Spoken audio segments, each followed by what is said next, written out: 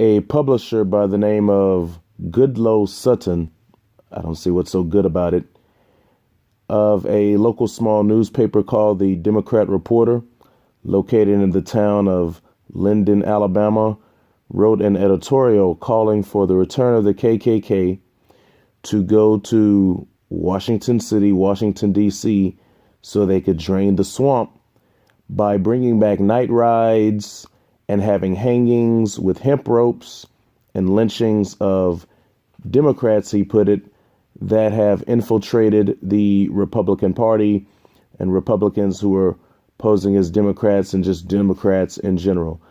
Now, the curious thing to me is that I thought that many of these Dixiecrats switched to become Republicans over the past few decades.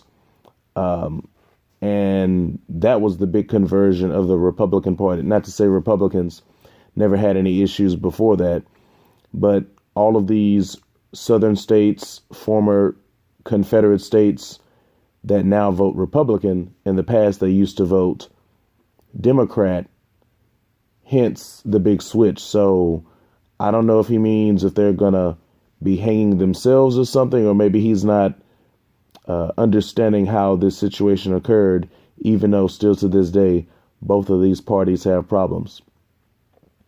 He was talking about that they would go to D.C. and even raid gated communities because he said that these individuals are the ruling class. They rule over us. They want to raise taxes. He was talking about how locally they were wanting to raise taxes in Alabama, and how they outed some sheriff who was involved for some corruption. Now, short of violence, I'm glad when things like this happen, because this proves what we've been saying about this country. This paper has about 3,000 subscribers, and I'm sure that many of these subscribers feel the same way and probably won't be putting down that paper anytime soon. In fact, I would assume maybe they'll be getting more copies.